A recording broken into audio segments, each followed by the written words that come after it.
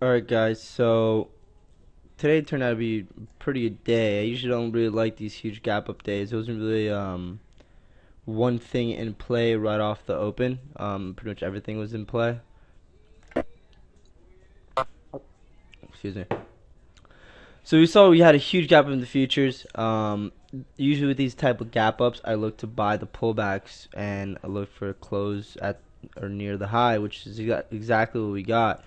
Mostly traded SPY today. Had a trade in Rig and Netflix that turned out pretty well.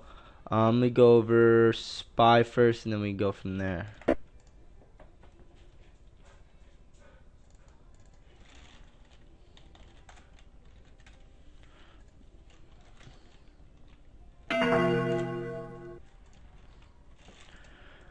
Alright, so this is the intraday chart of SPY. What I was looking here right off the open is a pullback to this 50 cent area. Excuse me, a hold above this 123 area and this little pre-market level here through the news that we had.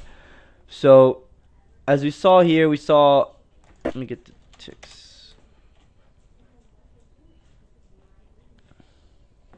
So we saw here right off the open on SPY, we saw a little buying here.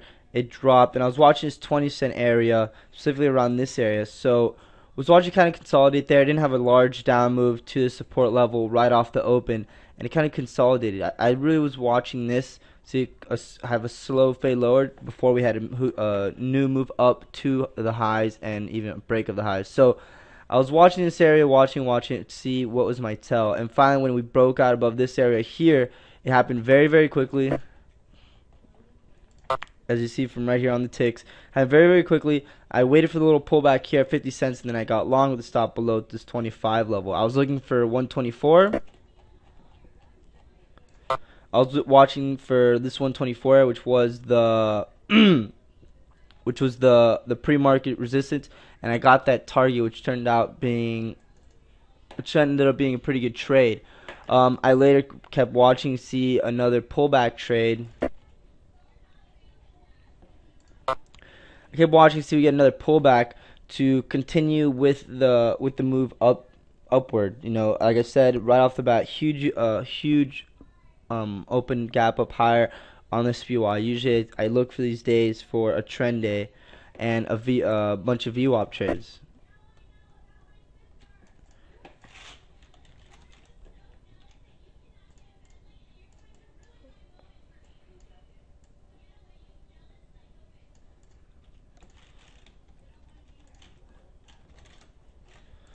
Alright, sorry about that.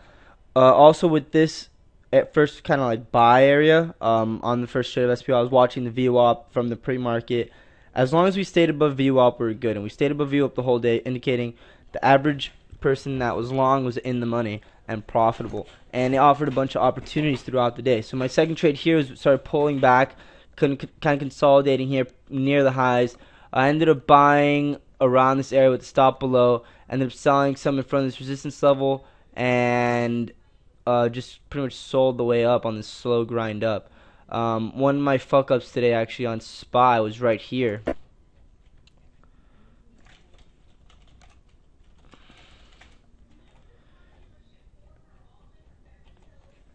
Was actually near the top intraday. So this is the kind of pattern I look at. You know, we break out and then quickly fade and go back to the resistance level.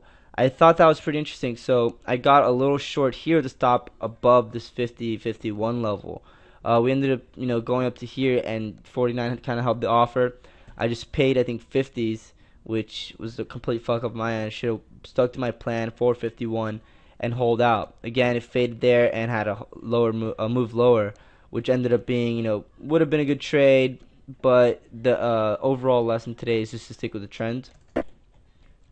Another opportunity was in this area here. This 124 is very important from the open, especially the pre-market level. Got here, then we started holding this level. Finally, it offered a bunch of decent trades for the long side, as well as holding the VWAP. So that was pretty interesting, especially for this move into the close. So enough for that. I'm going to talk about rig. My rig trade, I saw it was strong off the open.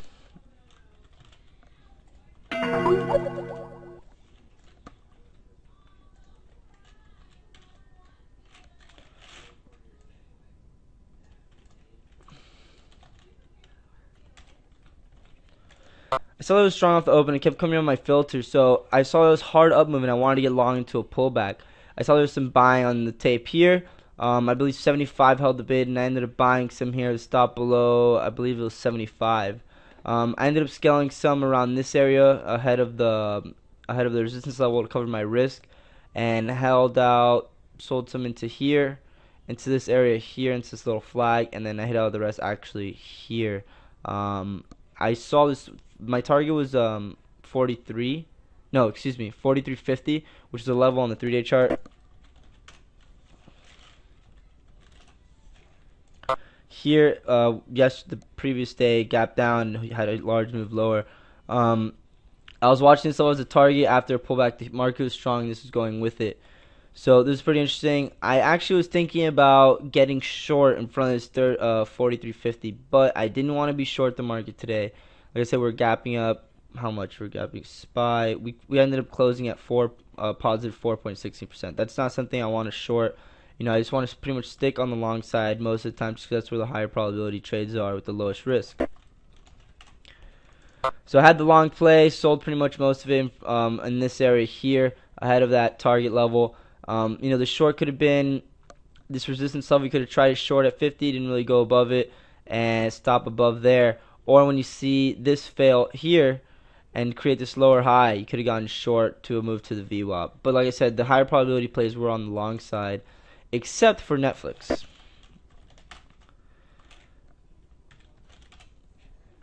Netflix today was pretty interesting. You know, I was watching right off the open. It's definitely been in play a lot lately. And the thing is with Netflix is that it was pretty weak right off the open. The market was gapping up and we had the large move higher. All while that was happening, Netflix was fading. So I was watching that the whole time and I thought it was pretty interesting. Eventually we had the bounce here. That alert around the 20 cent area. It went off, then I started watching it and it actually gained some volume here, as you can see.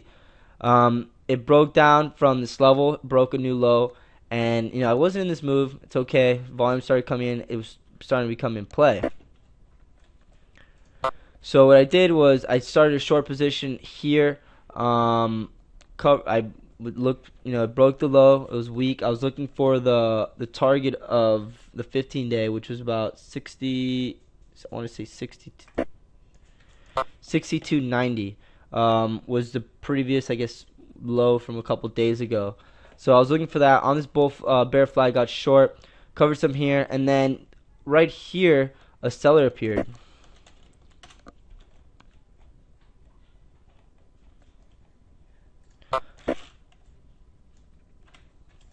So you know you get short here in this little area, break of the trend line, start getting volume. So it's definitely in play.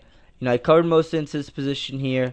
Then I started seeing that there's a seller showing up. I believe it was at 70 cents. So I added back what I covered on the down move. I only had, I think, a small core. And then they gave me an opportunity to get back in with more size and just add to it. So there's a seller there. I got short again. Broke down, covered some automatically, covered the risk on that lot. Moved my stop down to here, and it was pretty much a risk-free trade. So from that point, went lower. Or there's one part I got squeezed, 63.50. Yeah, I actually thought we were gonna hold below this little support level. Kind of squeezed me above here. I hit out some here, but I still had most of it. I believe my best out was 62.80. So around here. And then I hit out the rest when the 63 lifted and missed this move here. But rod towards the end of the day, and you know you could have gotten short on the trend line break. I didn't. I kind of took it easy after this hard down move. That's about it for me. I don't know if you guys have anything you want to go over. I know BitHitter sent me something.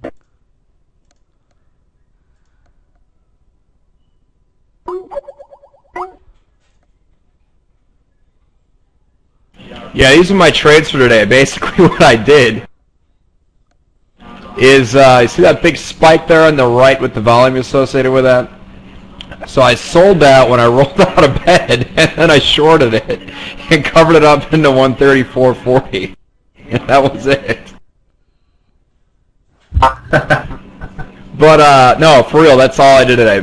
And then like within those hourly bars there, I hit them a bunch at the top, and then would pull some off and then put some back on, and pull it off and put it back on. I kind of like walked that whole way down there. Hit the Aussie short too. That it was in the money, then it was like flat, so I just covered the thing up. I was figuring if it was going to go flat, it's eventually going to go against me, so I might as well just get out of there.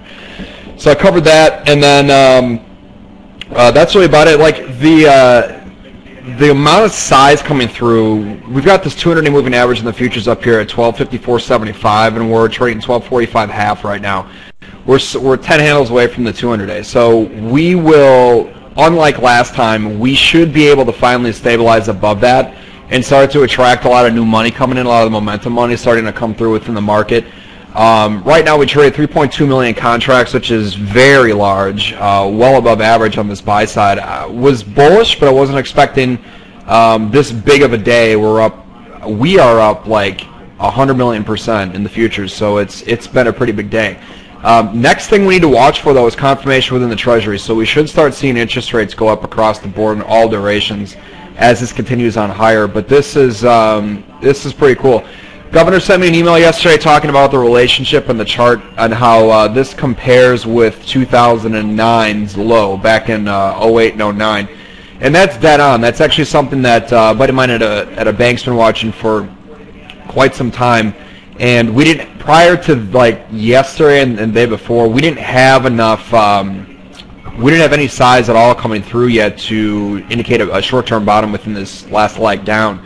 It started to come in on Monday and Tuesday when they hit him with 100,000 contracts on the close of Monday, and they hit him again yesterday on that number, that 9 a.m. or 10 a.m. number, where they hit him with another 100,000 or 70 or something like that. Those are very key events that you're looking for in order to find and spot what the institutional side is doing. And they started creeping in there on Monday, but certainly today they've hit a wide variety of asset classes with quite a bit of size, buy side, within some of these riskier assets. So, you know, if you're really optimistic, you can trade the on ETN and just be risk on forever. But that's really all that I've got for you guys today. So will this go higher tomorrow? Maybe it chops, if not pulls back. But certainly this is pretty good looking as far as way more upside appreciation. Models that I've got that go back to 1962 get long the first trading day in October, which they did, and then they sit there until June. And those have been in the money they've only been out of the money one day since that started, and that was October 4th, which was, yeah, October 4th. So overall pretty bullish. That Euro trade overnight, by the way, had absolutely no skill whatsoever involved with that. That was, you know, I was long yesterday because of what they were doing within the S&P and stuff, so I thought I should get some long exposure. In addition, what I've got already being short treasuries, and, you know, I'd had no clue that China was going to come through and start screwing around or whatever. So that was just luck. But I saw that blown out, covered it up, I flattened it out, and then we were so marked up relative to VWAP that I just had to keep on selling that stuff off, and that worked out for a nice little scalp back down.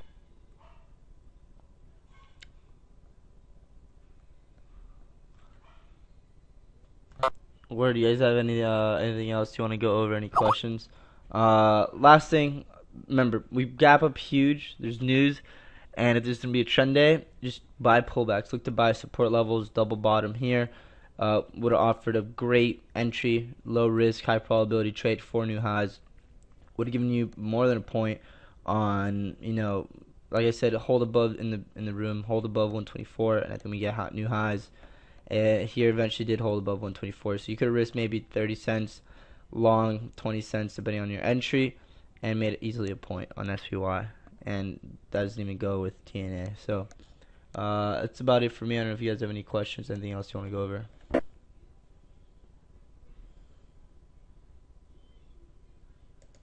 Pivots for tomorrow look really small, so the range that it's forecasting is like very, very, very small compared to what we saw today. Cool. You know, in the members charts area, what I'll do is I'll post a chart of the overnight session so you guys can see how big this actually was. Because it's probably, you see the gap up on your end, but it's but I don't think you're seeing the whole shebang from last night. This is an enormous rally.